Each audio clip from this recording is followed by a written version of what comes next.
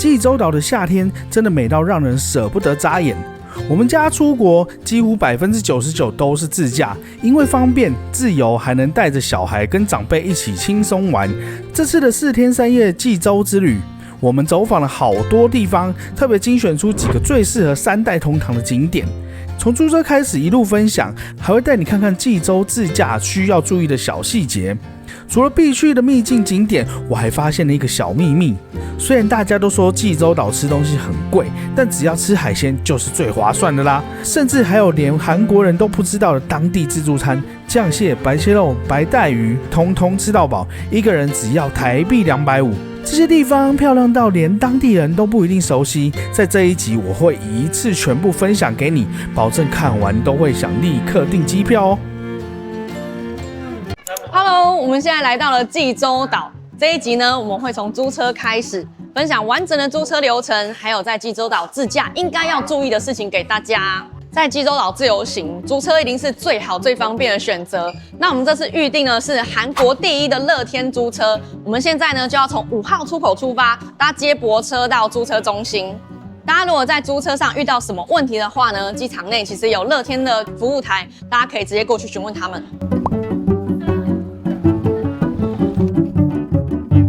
我们家都是3代同堂一起出游，带着长辈跟小孩，还要拖一大堆行李，所以在交通上我已经不想再找自己麻烦的。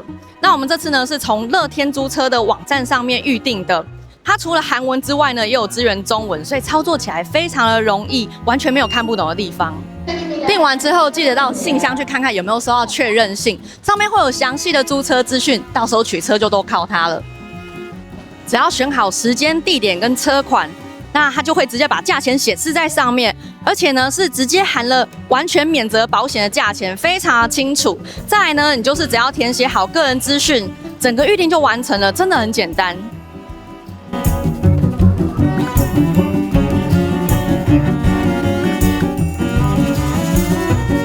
妈咪是它有哎，乐天租车的接驳车很好认，超可爱的。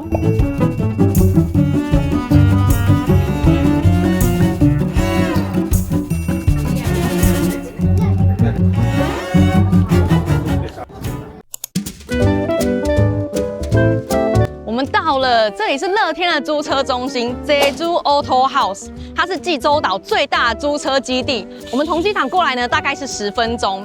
它的营业时间是早上6点到晚上的11点，所以不管你搭几点的飞机过来呢，都可以租得到车。我们现在赶快进去办手续吧。一进来，我们先找到外国人专用的自助服务机，它跟乐天的网站一样有支援中文，所以不用担心看不懂。再来，只要扫描确认信中的 QR code， 还有护照跟国际驾照，然后刷卡完成付款，这样就可以了，非常的快速简单。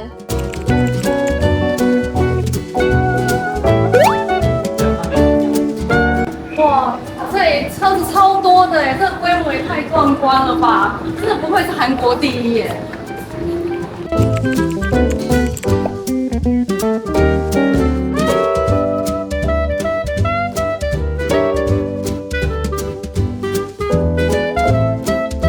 这辆车是今天你们的车哇，这看起来太新太棒了吧！真的很新哎。好像是这辆车现在只开了1000公里左右。那根本就是全新的啊！对啊。然后你们取车的时候呢，一般不用拍照外观，因为我们提前做好了检查，然后清洗好车，然后而且你们还有那个全险的保险。如果在外面发生了事故，都由我们来负责。可是在这一点呢，你们不用担心的。好，谢谢。好，你上车吧。好。你是韩国人吗？哦，我上。中文也太好了啊！谢谢。我是现在在中国留过学的。太厉害了。啊，谢谢。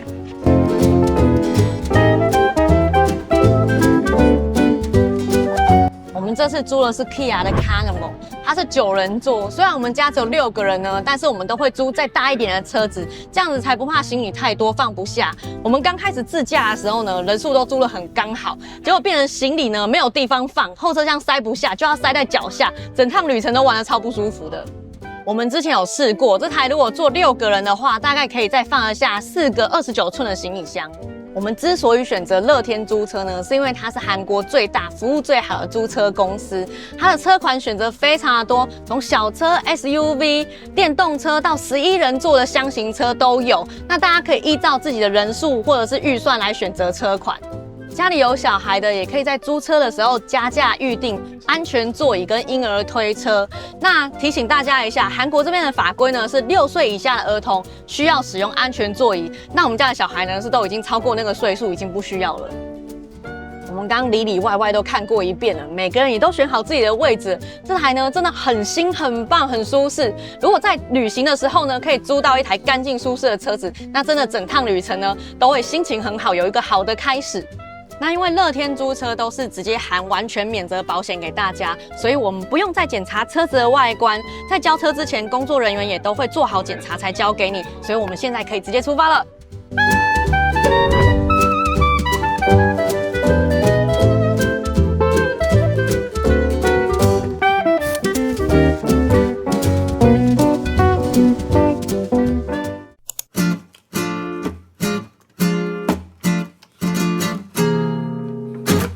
现在来到三幸雀海鲜锅的分店，上次我们吃过本店了，那我们这次再来呢，想说，本店不知道为什么涨价了，但分店没有涨，所以我们就选择来这边。我们上次济州岛回去之后啊，念念不忘就是这个，好好吃哦。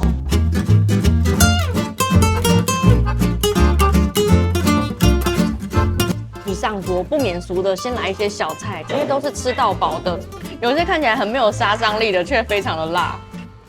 天哪，这个画面太诱人了！那鲍鱼很大颗，而且还在动我们上次点中份的，所以没有这么大的鲍鱼，这一次超大的鲍鱼现在特大份指的应该是分量加多，怎么会连鲍鱼都变成特大了呢？没有，我跟你讲，它连里面的章鱼，章鱼是差不多大的，可是这鲍鱼真的很大颗超酷的，还是活的。这一锅现在的价钱是韩币9万块，折合台币差不多是2000块钱。我觉得其实还蛮便宜的，因为章鱼真的都很大只，然后鲍鱼也很大一颗。如果在台湾，你是直接买它的怎么讲？原材料全部新鲜的，对，应该不止。最喜欢这种桌边服务了，因为他们比较知道诀窍要怎么摆啊，怎么煮才不会老。而且上次他也告诉我们说，什么要先吃，什么要先吃，这样子。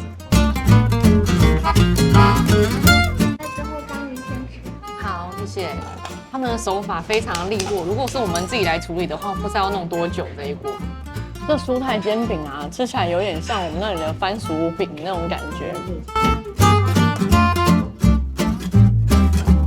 可以吃到梦寐以求的海鲜锅了，这个章鱼真的好好吃哦。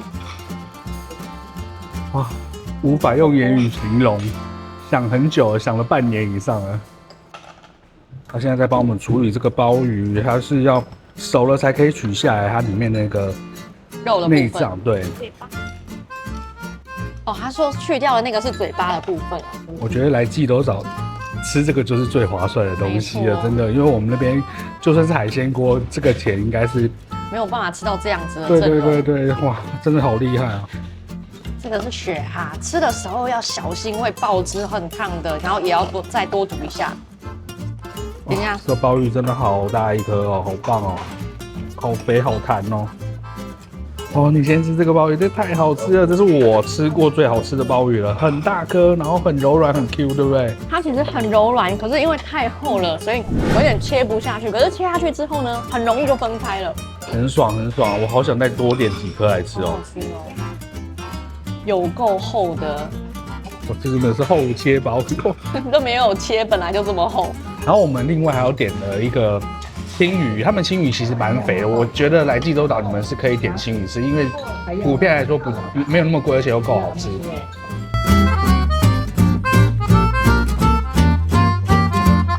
还有店家请我们吃了一条马头鱼，这马头鱼在台湾点也是不便宜哦，是2条，感谢。来济州岛没有来吃这个海产，白来。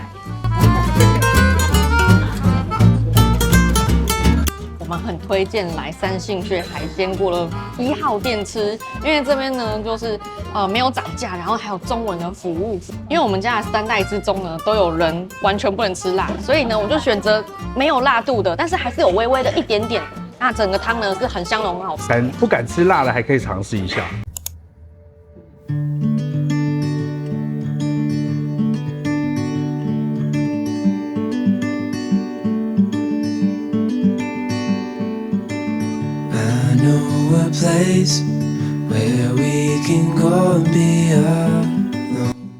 我们现在来到澄心岳，它是济州岛之中的一座火山丘陵。那之所以叫做澄心呢，是因为它像闪耀于夜空中的晨星，这是我在资料上看到的。不过什么是澄心呢，我就不太理解了。那我现在来到这里呢，第一个印象就是我这样子一直往前方走呢，会有一种很像在看3D 电影的感觉，头竟然会有点晕晕的。我看大家都走那条小路上去，不知道走上去会不会很累？会，有时候我们来到一个景点，其实就是追求看到哦这里很漂亮，然后拍个照就好了，没有追求。还是得走，少说那么多。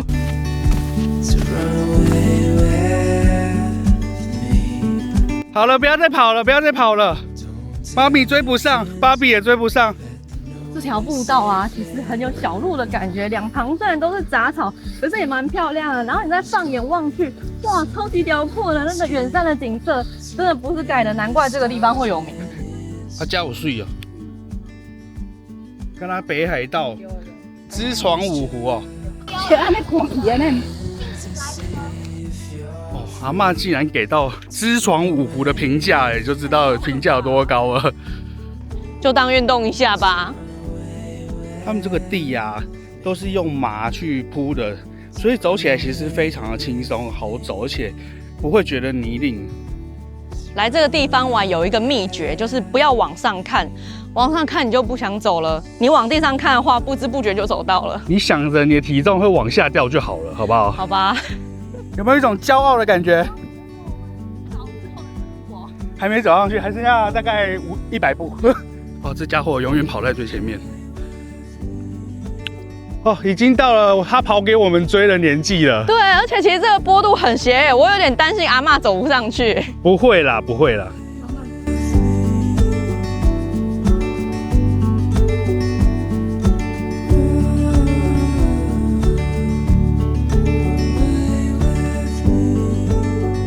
去了，在这里就好了。不入虎穴，焉得虎子。这里的景色很漂亮，而且下面看下去其实还蛮特别的。它下面的地形啊，蛮丰富的，不知道为什么会长这样。我们上来到这个平台啊，另外一面有5只风车，这个景色也是蛮漂亮的。其实慢慢走呢，应该是不会太累，只是我们家小子走太快了，我们被他逼的就是脚步要很快。哇，我们到山顶了，好漂亮哦！有没有漂亮？有没有凉快？还要再爬一次吗？不敢说。从那边爬下去。哦。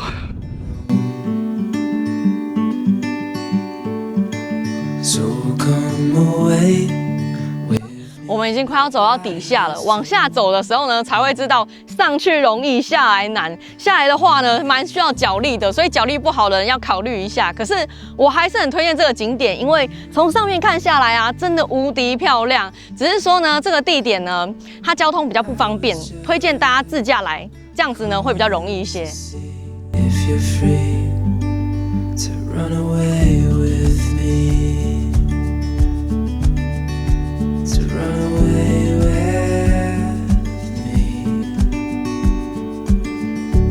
Tell your friends, we'll let them know we're safe later on. The road's calling.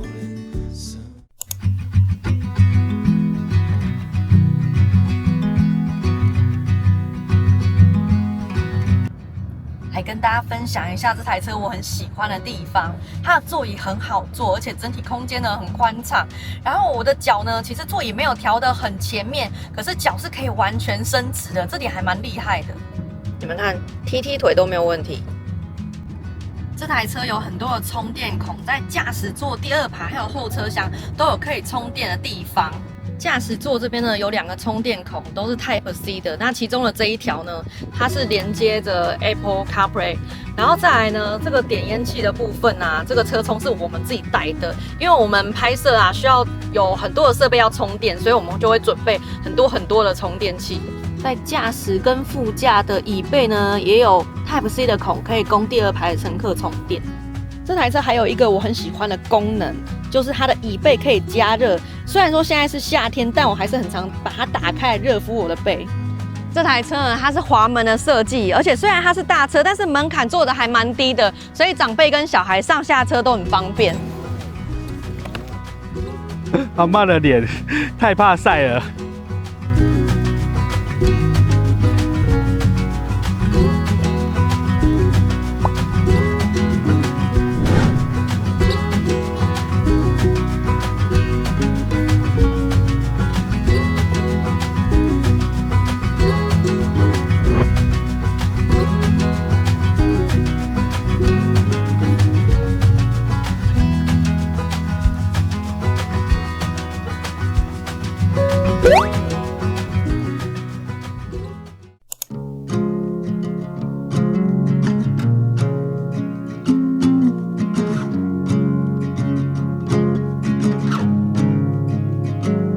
这里是济州堂，它是目前济州上面最新、规模最大的咖啡店。我们一走进来啊，就发现整个非常的森林系，而且呢，结合了一点点济州岛特有的农村风格，而且呢，旁边都是大片的落地窗，很漂亮，很漂亮。我刚刚本来想象这一片看过去应该是无敌海景，没想到过来呢，它外面一样是一片森林系的感觉，里应外合。我觉得这边有一点的那种浓缩版北海道的 feel， 有没有？哦，在北拜哈，水哈，很好。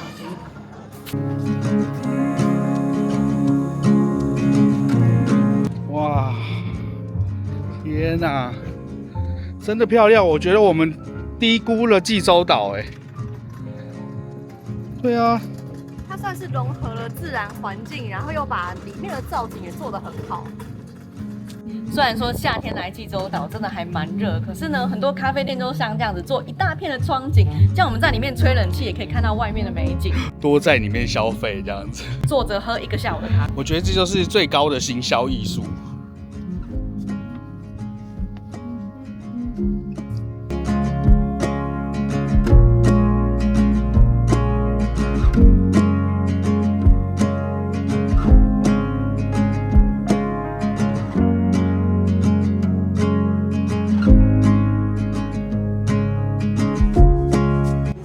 其实森林系咖啡店我们还蛮常见的，但是农村系的话呢，我倒是第一次见。那它把农村跟森林这2个元素结合在一起，融合的蛮好的，不会显得很突兀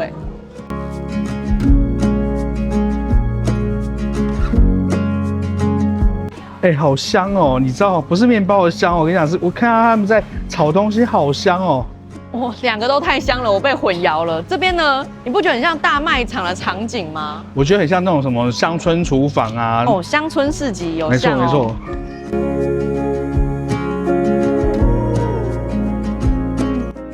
我们的餐点来了。本来呢，我想要点墙上那个漂亮的饮料，它的名字很长一串，是什么Early Grey。那我就跟店员说我想要那个 Early Grey，结果呢，他就真的给我一杯 Early Grey 而已。难怪你觉得比较便宜，对了，没错。我跟你讲，我刚刚走出来看到这外面这一片很像镜子的水面，好漂亮哦。它的里里外外呢，其实意境都非常的棒，一进来就不想出去，非常值得来。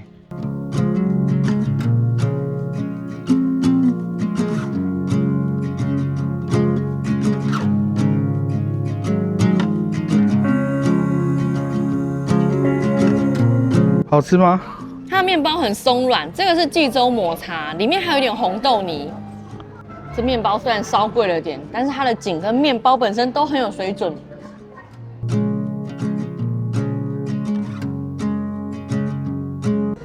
这颗很惊奇耶，虽然说跟刚刚那一颗啊感觉蛮一样，可是它里面是双馅，有奶油也有红豆，这颗我更喜欢，但是不是很方便食用，会弄得整脸都是。那这个地方呢，如果再给我一次机会，我一定会来好好的在这里喝一杯咖啡。要打个分数的话，我给95分。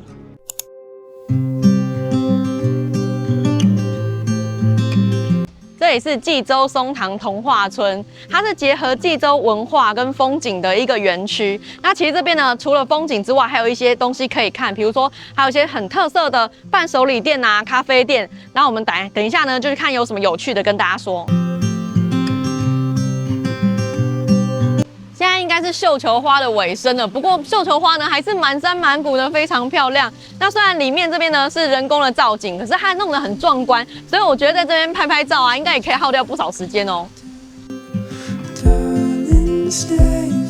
像这种瀑布的造景啊，我们能在瀑布下面拍照就已经很厉害了。但是它这个景点可以走到瀑布的里面来，然后呢，旁边因为都是火山石，还蛮有济州的特色，我觉得算是不落俗套，凉快哦，非常的能够避暑哎。洞穴瀑布风，在这里拍照不止漂亮，还有跋山涉水的感觉，还蛮有趣的。我们现在在松堂的制高点，这里真的每个角度都有不一样的感受。像现在往下看下去呢，就是满山满谷的绣球花，然后可以看到整个松堂的景观。然后呢，再远一点呢，还可以看到自然的山景，很特别，因为有花景，然后有远景，然后还有就是自然的这种山景，非常的特别，很难这样看得到。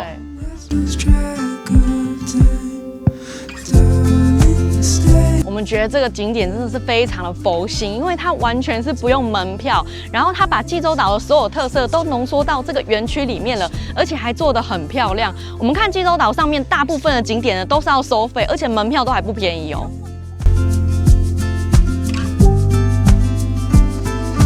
哇，这里有好大一片绣球花海，有没有走进来还不知道哎。光是这一片花海就已经媲美收费的景点了。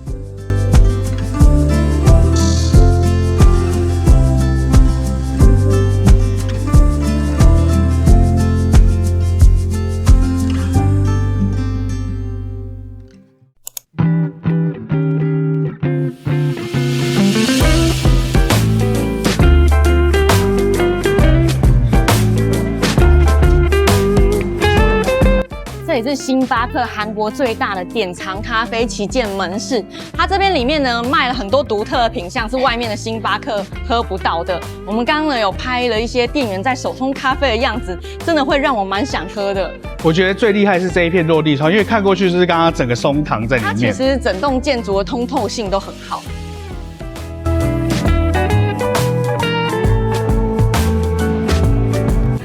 这也很舒服哎，到处都有靠窗的地方，而且其实四面 view 都不错，座位还蛮多的，也不会太拥挤。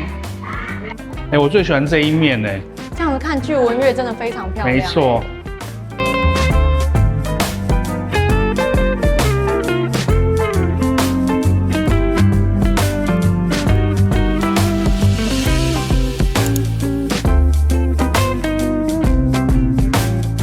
接下来带大家到巴黎贝甜松堂店。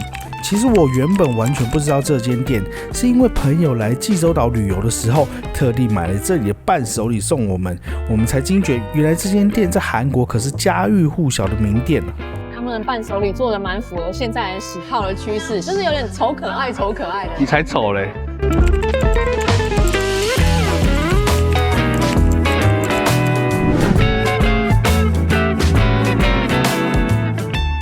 看到这家店啊，有卖芒果冰，然后我们在做功课的时候呢，有发现有一个地方卖芒果冰，竟然要价700-800块钱。我们瞬间知道为什么永康街会有这么多的韩国人。可是这家店卖的算平时，它的价钱就是永康街芒果冰的价钱而已，大小是一半而已。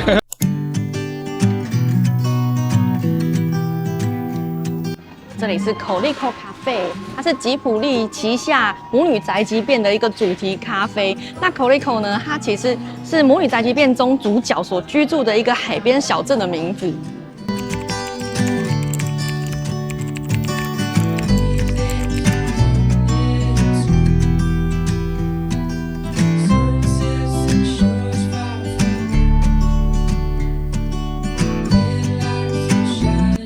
松堂这边边我觉得是一个很适合自驾的旅游地点，因为呢，它虽然有公车，但是班次很少。像刚刚天气不太好，下着雨，如果又要等车的话，真的是找罪受。那像我们的话呢，真的是出国99%都是选择自驾。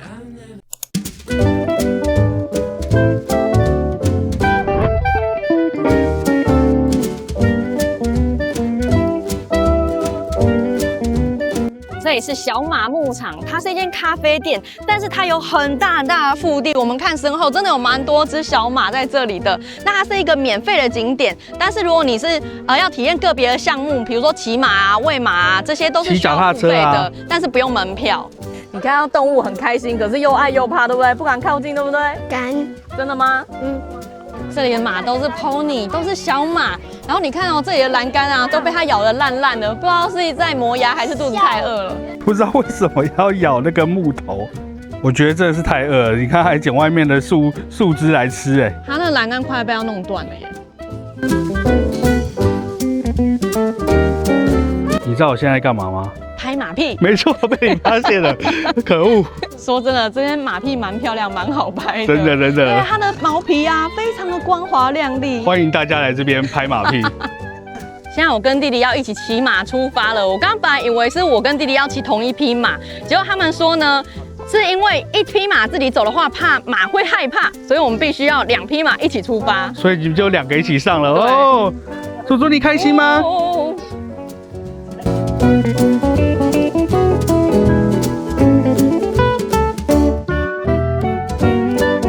我觉得他们好厉害哦，他是骑滑板车带我们骑马哎。平衡车啦。平衡车吗？哎呀，马又在尿尿了！天啊！好，比个爱心，小爱心。到韩国要比什么？这样子吗？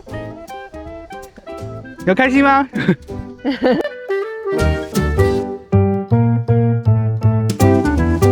开始更深入的接触了。摸摸看，摸摸看。他们的马真的还蛮乖的，所以比较不会害怕。体验马跑起来的感觉。虽然我们体验的是短短的200公尺，可是我觉得整个体验还蛮完整的，不会说一下就结束了。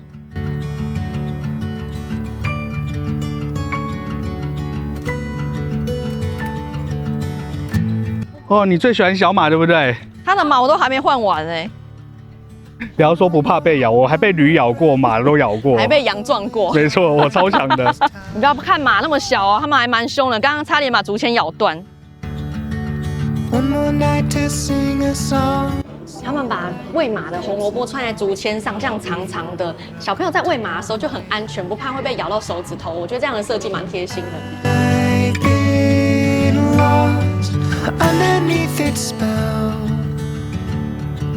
Just for now, bidding you farewell.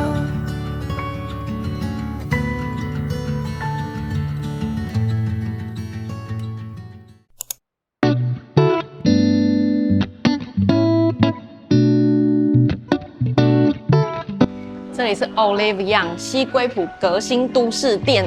我们常去日本的时候呢，都会排药妆店的行程。那近几年呢，韩国美妆在台湾也是越来越流行，我自己也非常喜欢，所以来到韩国呢，就是一定要排一下美妆店的行程。我来之前有先问朋友最近呢大家都买些什么，但是如果你都没有做功课来到这边呢，他其实有告诉你说最近大家都买些什么，跟着买就对了。像这些商品呢，是近几年比较流行的保养模式，它其实有点像面膜，但是呢，它是做成一片一片的棉片，然后你可以拿下来敷在脸颊上面的。这个品牌的绿番茄系列在 Olive Young 非常的热销，它的功能呢是紧致毛孔，还有抗衰老，看得非常吸引人。我是不是应该要试一下？它很好吸收哎，我平常擦保养品最怕黏黏的感觉了。你看。左手刚刚是擦过的，然后右手明显的比较干燥，对不对？男生很难分得出来。有啦，你看左手的细纹明显的变比较少啦。像这个就是我刚刚说观光客蛮喜欢买的，它现场也可以试用，它用一个小夹子把它夹出来，这样还蛮方便、蛮卫生的。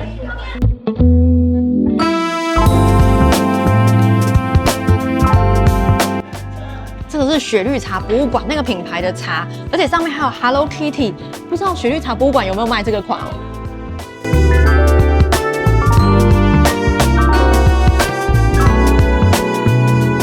这款粉饼最近也蛮常看到人家推荐的。那打开来呢，发现说，里面没有粉扑，原来是都在旁边抛弃式的，这样子非常的好，很贴心的感觉。来试一下它的颜色好了，这个颜色我还蛮喜欢的，而且上去呢也不会觉得干巴巴的，还不错哦。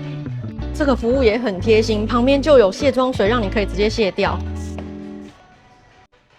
既然这样的话，我刚就直接上在脸上就好啦。因为上在手上啊，有时候还是会跟在脸上呈现的效果不同。这间店最厉害的是他们有自助的肌肤检测仪，其实我刚一进来的时候就已经先做过了。那我的年龄呢是得出来的肌肤年龄是31岁，比我的实际年龄还要再低一些。我觉得这样不对，他们应该要把年龄设得更高一些，这样东西才会卖得好。我跟你讲，就是让你先开心一点，但不可以差太多这样子。是这样吗？哇，你真的被那个烧到了。对，我做功课的时候就很想买了。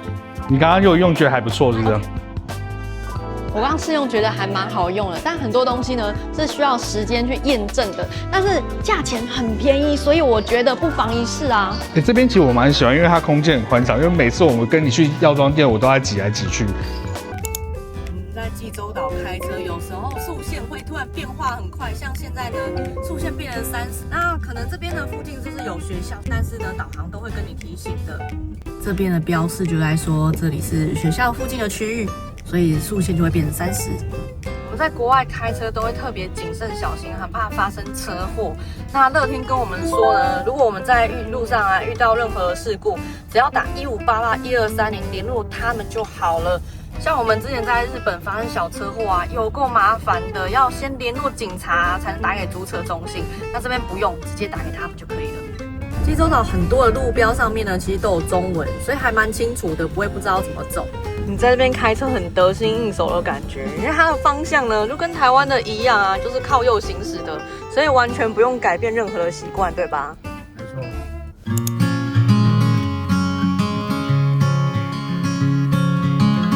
我们现在要进去天地渊瀑布这边的话，大人是一个人2000块韩币的门票，小孩1000块韩币。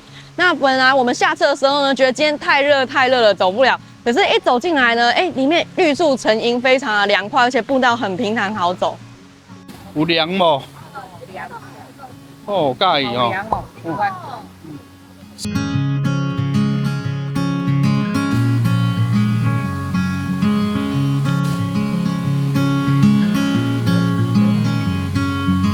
我们进来大概就是走个6、7分钟就到瀑布这边了，然后看到瀑布的时候还蛮震撼的，因为水流真的超大。我看那边的解释说底下呢还有深20米的池塘，那我想说，好像也不意外，因为它的水流这么强，的确会在底下呢冲刷出这么深的一个池塘。然后这个地方呢，它其实是因为火山活动，所以造成这样的瀑布的景象。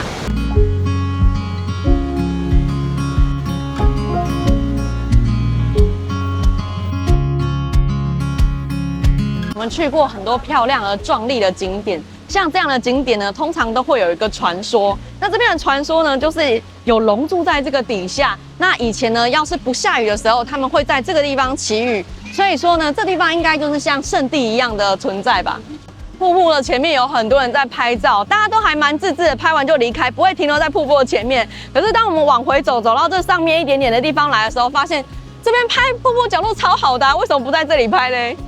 据说这里的岩石看上去有人脸的样子，不过我们怎么看呢，都觉得有好几张，大家自己想象吧。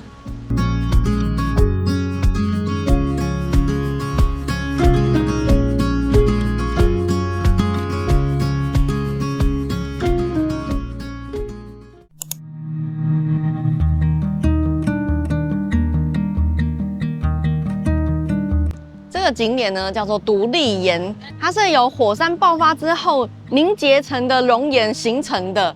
那曾经呢，大长今在这边拍摄，它的场景是在显示说，他在这个地方面向大海，看了独立岩，下定决心要从医，展现了他的决心。然后，所以那个时候在电视播出之后这个地方是一个非常热门的景点。我们刚刚在那边，然后现在换一个角度来看这个独立岩，哦，很漂亮啊！这个海边真的非常漂亮。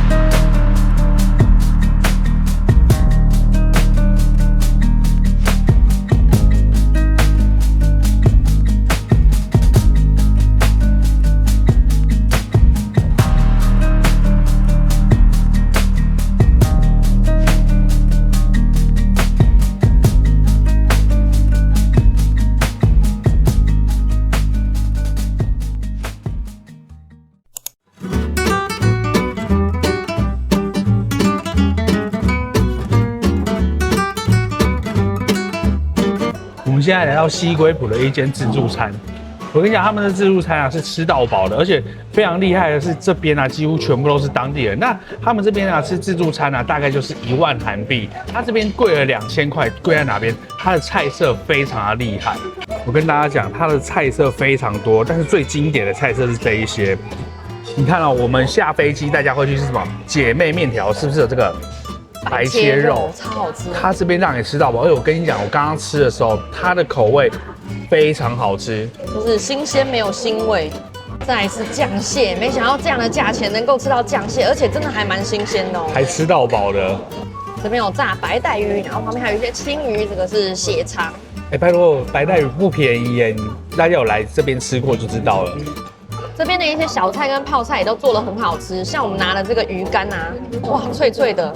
而且它那个辣其实看起来很辣，其实吃下去就是有点甜辣甜辣这样。就我觉得它是甜味偏比较多一些。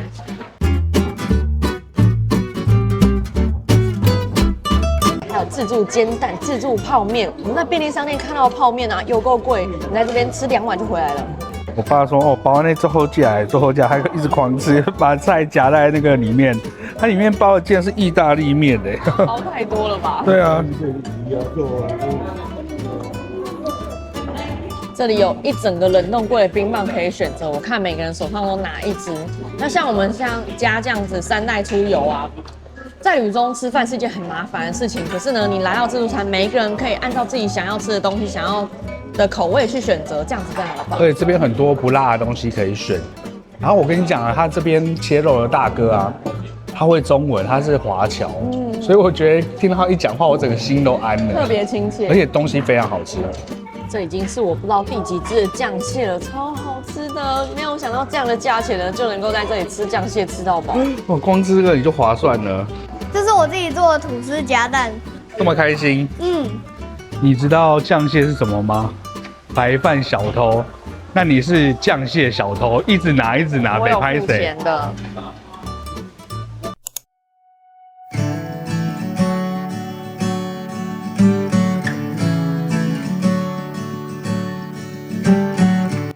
我们现在来到 Fins Cafe， 为什么要来这里呢？因为我们正对的这一片海啊，这条路啊叫做海豚公路。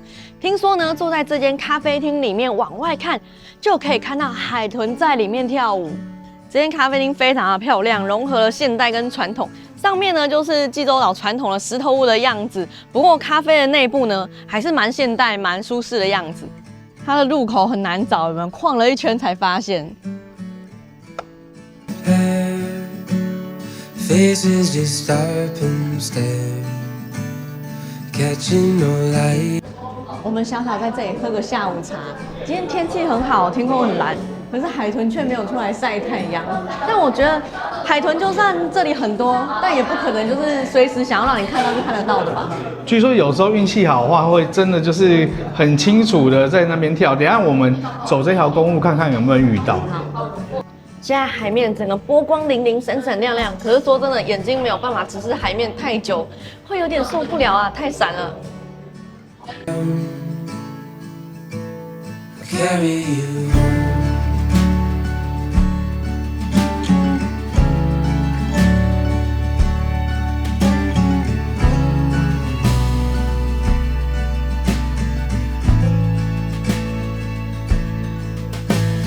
Holes in my shoe. 我们搬到海景第一排来了，我觉得我一定没有点对餐点，因为大家桌上的饮料跟蛋糕都跟我的不一样。然后我觉得我的收还好而已，没有很符合我的口味。咖啡厅的旁边呢，特别设计了一个很像这叫什么海池洞那样子的，然后呢，这样子看过去，好像把海呢都框起来了。听说呢，这是拍夕阳非常热门的地方。carry you.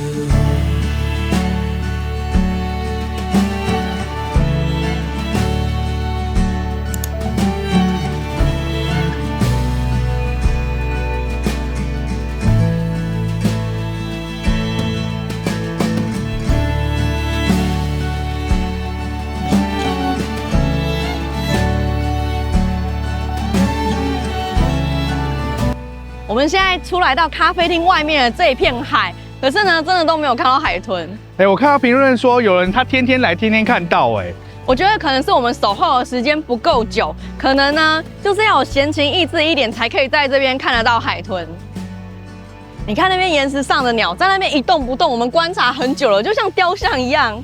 其实如果我把它拉很近的看的话，你会发现它们都有在那边啄来啄去啊，然后咬来咬去的。对，可是就是一直站在那里。我知道它在那边干嘛了。干嘛？等海豚。等不到了啦，可恶！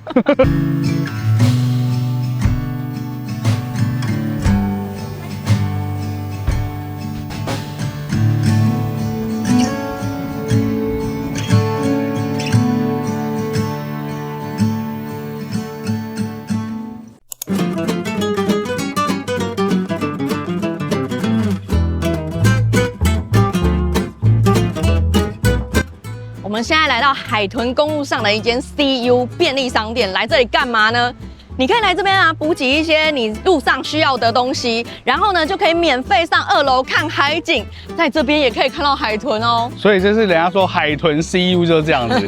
我是看到这个，我就会想到一句话，就是 CU again， 因为我们一直来这边，然后买水，天气好热。他们的标语做得蛮好的啊，叫 Nice to see you。也是哈。可以看到很多船在海面上，其实蛮多都是赏鲸豚的观光船，所以其实你来济州岛呢，也是可以体验这样的行程。但我们海豚太怕晕了，没有办法。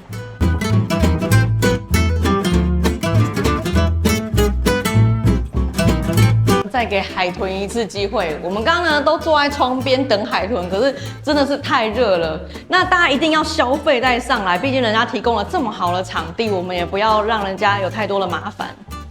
为什么还没来？因为他要你多来几次，这样子你一直来一直来，他才要让你看到。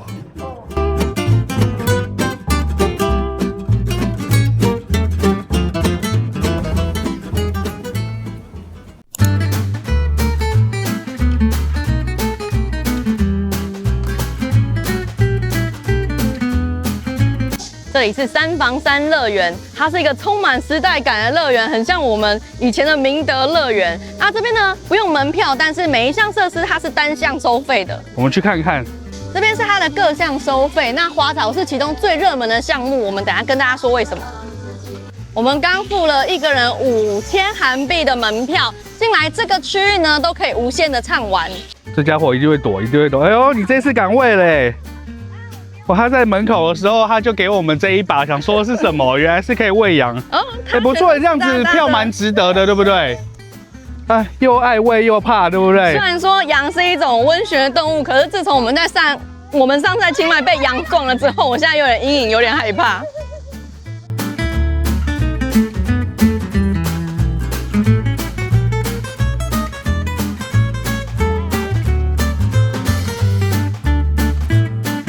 这个滑草是他们非常热门的设施，因为呢，你付5000块门票就可以无限的一直滑，一直滑，而且它这看起来很好玩的，因为有轨道啊，速度可能还蛮快的哦。而且大家都说这个速度感很棒，这样子，我们往上看。好啦，1、2、3，Go！ Go！ 哇！好快，好快！我超越你了！好棒！好棒！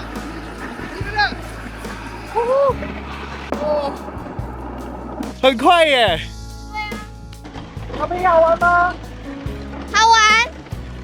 我觉得小孩这样子反复走个5轮，大概就累了，就可以回家了。好了，去我家滑草大赛，预备，开始。我比较重，我等。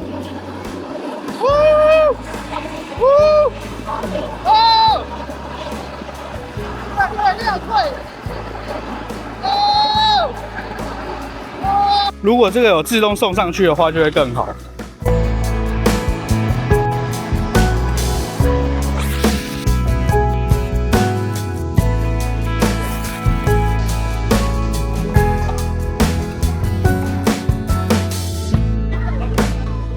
好厉害！哎，可是我发现一件事情，你站太前面了。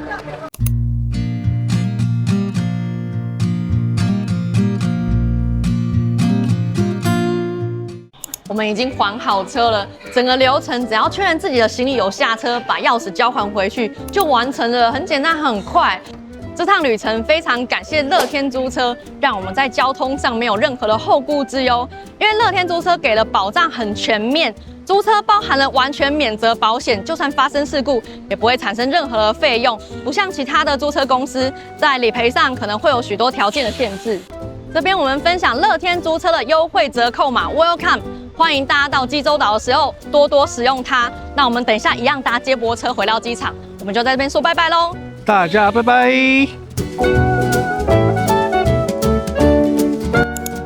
哦，对了，差点忘了跟大家分享，就在乐天租车 Auto House 隔壁有一间超好吃的排骨汤猪肉汤面，汤头浓郁到不行，排骨炖到入口即化，配上 Q 弹面条，真的大满足。不管是准备出发还是还车前，来这里填饱肚子都超适合。而且只要输入我们的优惠码 Welcome， 就能立刻折抵1万韩币。就把这一碗暖乎乎的猪肉汤面当做乐天租车请大家的见面礼吧。